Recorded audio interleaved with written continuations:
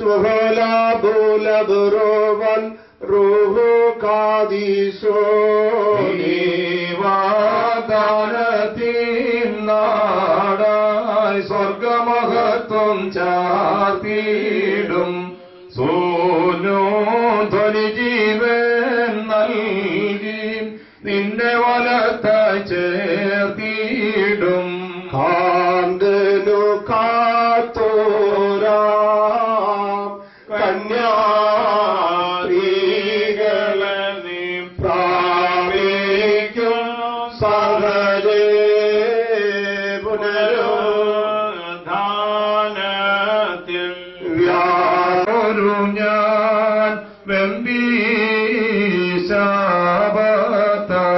മൃത്യു നിമിത്തം വേർപിരിയും നാൾ വരെയും നാരിക അത്യധികം വ്യതയിൽ നാൾ പോക്കി വേദനയോടു സുതരേ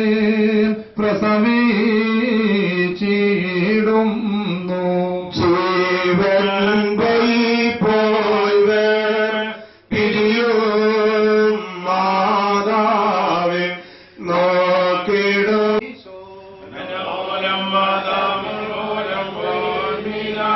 ശരണത്താലെ നിൻ കൃപയിൽ മരണമടഞ്ഞൊരു ദാസിയനെ ജീവസ്വരമതുണർത്തണമേ കബറിനുദ്യാനത്തേന സൗമൻ കാലസ്കുറിയലായി സോ രക്ഷകരും ഗാത്രത്തെ ഭാക്ഷിച്ചും നിൻ വിലയേറും കാസ പാനം ചെയ്തും മൃതരായോരേ നാശം നീക്കി ജീവിപ്പിച്ച് അണിയണ നിന്നെ നോക്കും നവരിൽ കാന്തി പാർക്കുമോ വീപ്പിപ്പാനെഴുന്നള്ളും രാജ മുകിലഴകിൻ മേലാഘോഷി നായിടുന്നു വന്മാതൻ മുൻകൊമ്പിൽ നാദം കേട്ടിട്ട് അങ്കിയണിഞ്ഞെതിരേൽപ്പാന ഓയിടുന്നു മുറിയോറാകെ മേലോ അത നിറഞ്ഞവനെ പുനരുത്ഥാനത്തിൽ നിന്നോട് സൃഷ്ടിയനേ കീടണമേ നിന്റെ ശരണത്താൽ നിദ്രയിലായി നിന്റെ വരവിനു കാത്തിടും മൃതരിൽ കനിയണമേ ഇവളപരാതി ദൈവമേ സഹ കൂടെയും യാക്കോബിനുടെയും മടിയിൽ പാർക്കണമേ വന്നവനും വരുവോനും തന്നുയിരും സുതനെന്നു ശരീര മക്കൾ പാടണമേ. അനുഗ്രഹങ്ങൾ നിറഞ്ഞിരിക്കുന്നവനെ അനുകൂല പള്ളിയിലേക്ക് ഈ വിലാപയാത്രയിൽ പോകാൻ തക്കവണ്ണം സംബന്ധിക്കണമെന്നുള്ള കാര്യം ഓർമ്മിപ്പിക്കുന്നു. ബാക്കിയുള്ള ആളുകൾ സ്വന്തമായ വാഹനമുള്ള ആളുകൾ അത് ക്രമീകരിച്ച് ഏറ്റവും ഭംഗിയായി ചിട്ടയായി ഈ ശുശ്രൂഷ ഏറ്റവും ഭംഗിയും മൃതശരീരം വഹിക്കുന്ന ആംബുലൻസ് പോവുക. ബാക്കിയുള്ള വാഹനങ്ങൾ ഫ്രണ്ടിൽ ക്രമീകരിച്ച് ഭംഗിയായിട്ട് സംബന്ധിക്കണമെന്നുള്ള കാര്യം പ്രത്യേകമായിട്ട് ഓർമ്മിപ്പിക്കുന്നു. ദേവാലയത്തിൽ വെച്ചുള്ള ശുശ്രൂഷകൾ 3 മണിക്ക് ആരംഭിക്കും. അഭിമന്യ പരിശുദ്ധ വലിയ ബാവ തിരുമനസ്സുകൊണ്ടും പരിശുദ്ധ കാതോലിക്ക ബാവ തിരുമനസ്സുകൊണ്ടും മറ്റ് തിരുമേനിമാരും ഈ ശുശ്രൂഷകൾക്ക് നേതൃത്വം നൽകുന്നതായി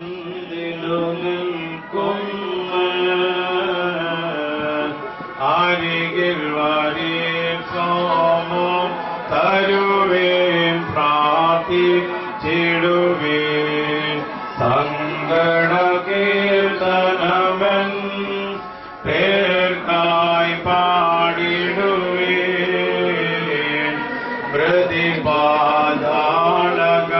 പ്രതിപാതാളകവാടത്തിൽ ബന്ധിച്ചെന്നെ മരണത്തിൻ ദൂതൻ പിറകെ വന്നപ്പോൾ ചുറ്റും പാർത്ത് തുട ചെയ്യുവാൻ വന്നില്ലാരും വിളികൂട്ടുന്നോർക്കായി വെളിവാകും നാദാ നിൻ ദൈവിക കഠിന ഭയത്താൽ എന്നകതായിളകിടുന്നു ജഗദീരക്ഷകനാം മശിഹാനൃപനൻപേ കാൽ വീട്ടതിനാൽ പോകും നേൻ സങ്കടപൂർവം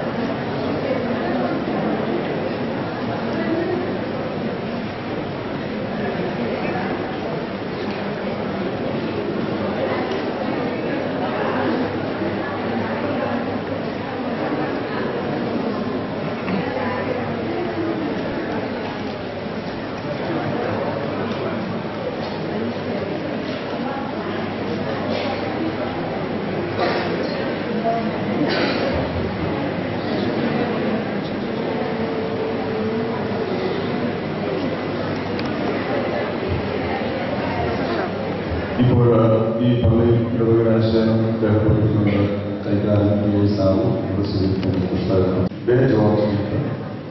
പുസ്തകം സമർപ്പിക്കും.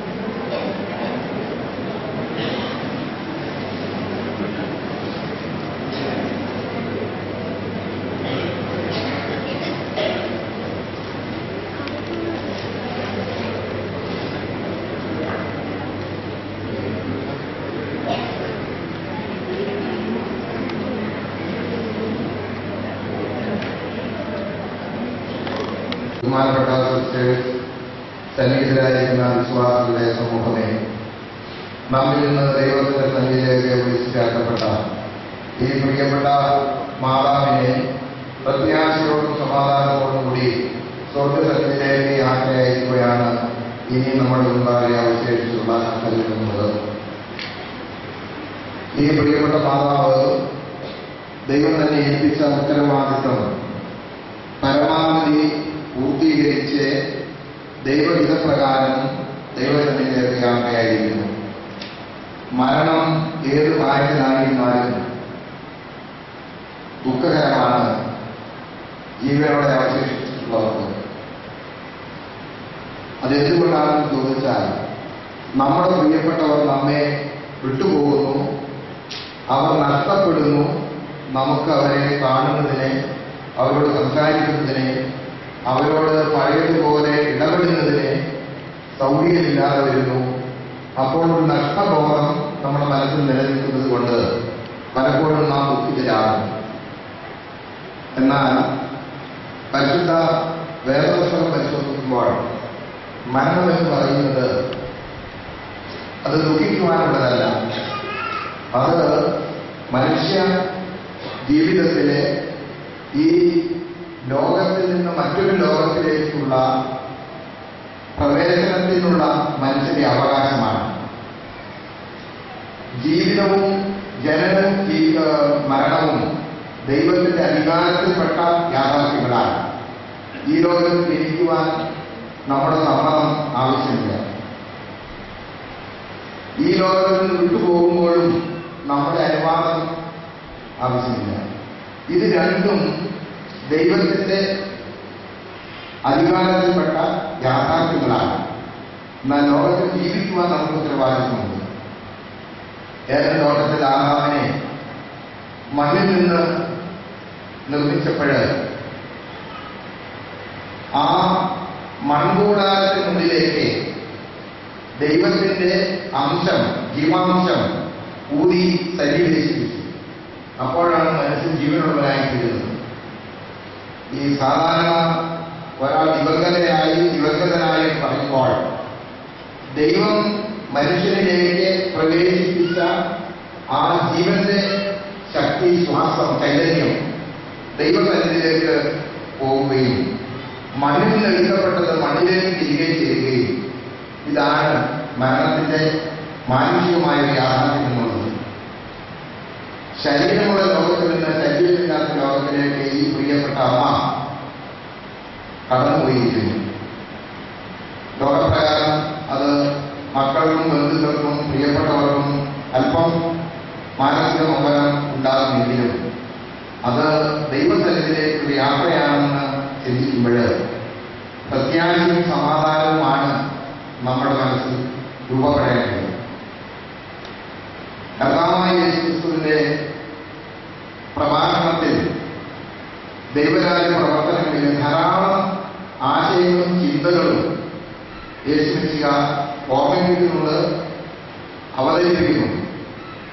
ലോകത്തിൽ അനേക മതസ്ഥാപനങ്ങളുണ്ടെങ്കിലും യേശുവിന്റെ പ്രഭാഷണത്തിലൂടെ താൻ പഠിപ്പിച്ചതും ചിന്തിച്ചതും അവതരിപ്പിച്ചതുമായ ആശയങ്ങൾ സ്വന്തം ജീവിതത്തിലെ സമ്പൂർണമായി നടപ്പുവരുത്തിയിട്ടുള്ളതാണ് ക്രിസ്തുവിന് ഒരു പ്രത്യേകതയായി കാണാൻ.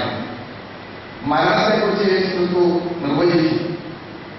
ആ മരണത്തിന് ശേഷമുള്ള മരണാനന്തര ജീവിതത്തെക്കുറിച്ചും യേശുക്രിസ്തുവിനെ ഓർമ്മിപ്പിച്ചു. അപ്പൊ ഇതെല്ലാം സ്വന്തം ജീവിതത്തിൽ നടപ്പുവരുത്തിയിട്ടുള്ളതാണ്.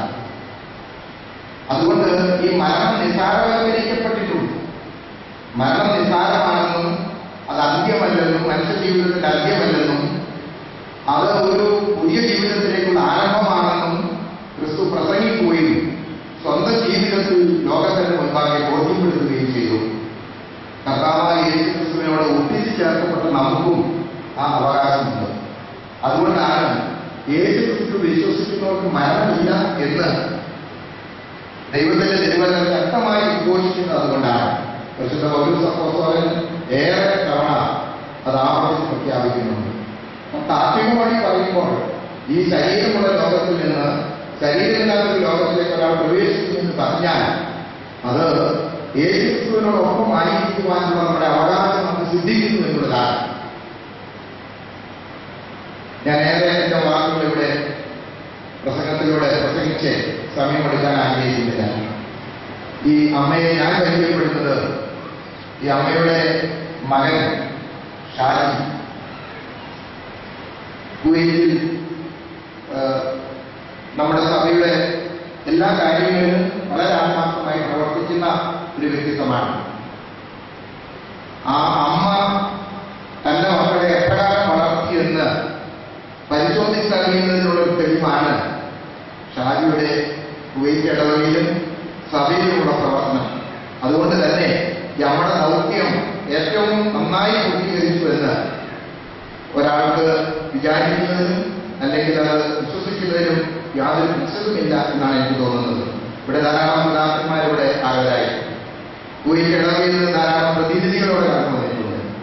സഭയുടെ പല പ്രവർത്തനങ്ങളിലും ഷാജിയുടെ പ്രവർത്തനങ്ങളും ചിന്തകളും ആശയങ്ങളും ഏറെ സഹായകരമായിരുന്നു. ആ അർത്ഥത്തിലൊക്കെ ചിന്തിക്കുമ്പോൾ ഈ അമ്മ എത്ര വലിയൊരു കടപ്പാട്, എത്ര വലിയൊരു ദൗത്യമാണ് ദൈവം തന്നെ ഏൽപ്പിച്ച ദൗത്യം എത്ര മഹത്തായ വിധത്തിലാണ് പൂർത്തീകരിച്ചത് എന്നുള്ളത് വളരെ വ്യക്തമാകുന്നതിന് ഒരു ബുദ്ധിമുട്ടില്ലെന്നാണ് എനിക്ക് തോന്നുന്നത്. ഇനി നമുക്ക് അവശേഷിച്ചിട്ടുള്ള 2-3 കർത്തവ്യമുണ്ട്. അതാണ് നമുക്ക് ചെയ്ത് തീർക്കാനുള്ളത്.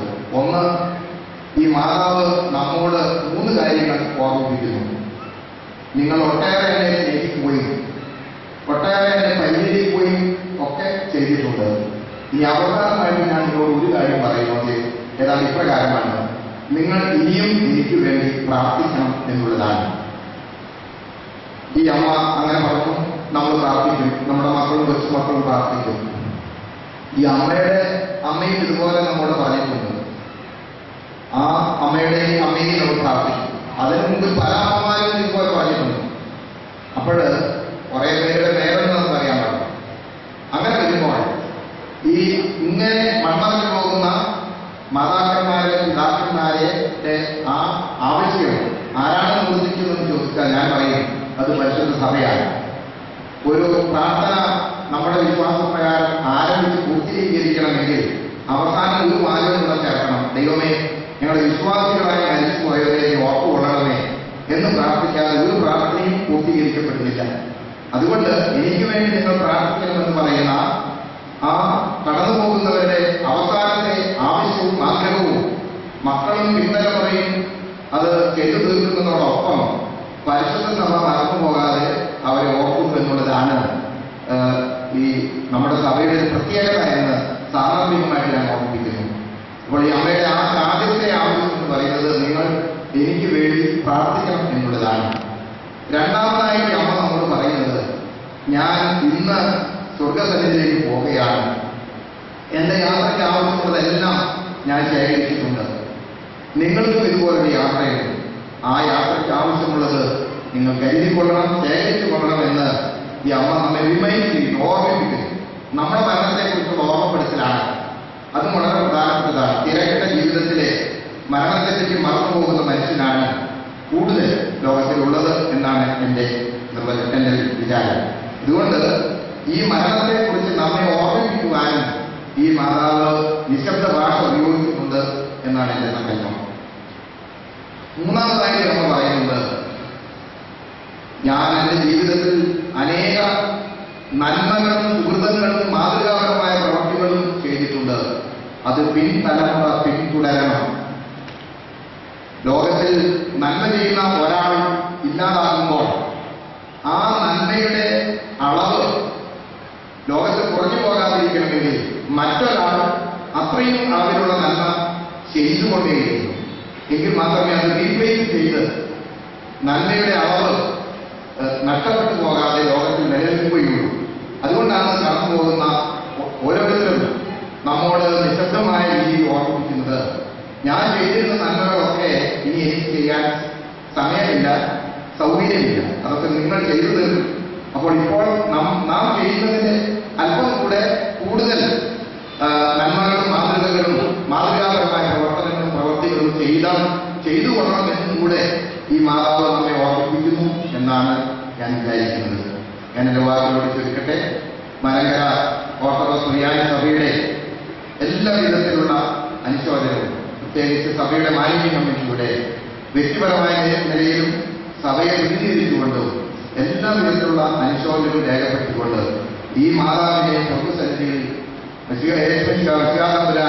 ചേർത്ത് നിർത്തുവാനൊക്കെ വഴി ഇടയാകട്ടെ എന്ന് പ്രാർത്ഥിച്ചുകൊണ്ട് ഞാൻ എന്റെ വാക്കുകളിലൂടെ ഉപസംഹരിക്കുന്നു. നിന്നോട് ഞങ്ങൾ അപേക്ഷിക്കുന്നു. സത്യവിശ്വാസത്തോടുകൂടി നിന്റെ എല്ലാവർക്കും വേണ്ടി നിന്റെ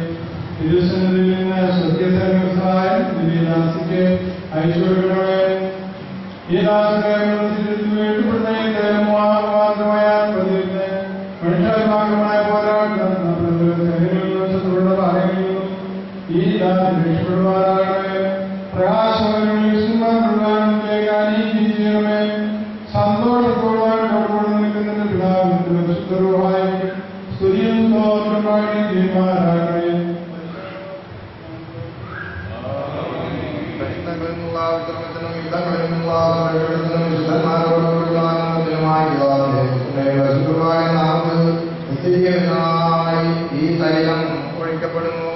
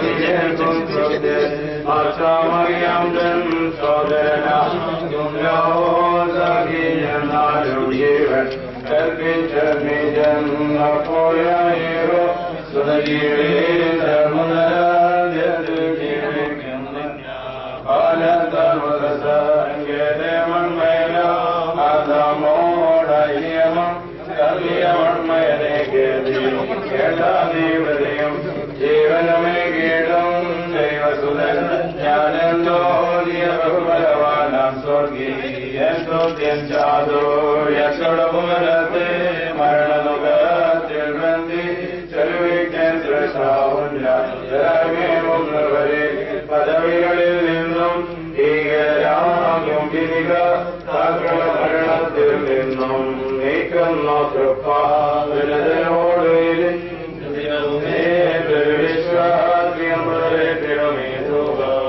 പുണ്യം ജീവ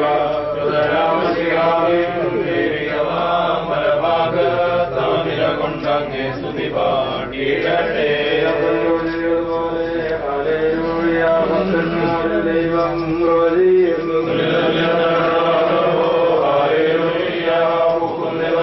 പൂച്ചെടി പോലെ വായിക്കുമോ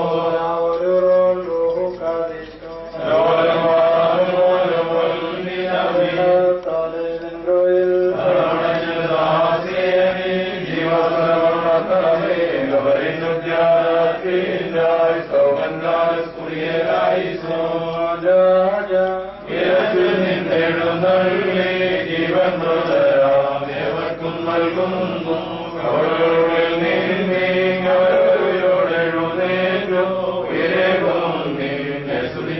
ുന്നു പാടിക്കുമോ ശരീരം ഭക്ഷിമരം ചെയ്യുവാൻ പാതാളത്തിൽ പോകാനായി വിടാൻ ഞാൻ എന്നും അവൻ ജീവിപ്പാരങ്ങത്തിട്ട് മരിച്ചതു ഞാൻ എന്നും കാത്ത തന്നകളിൽ മഹത്വം നിറഞ്ഞിരിക്കുന്നവരെ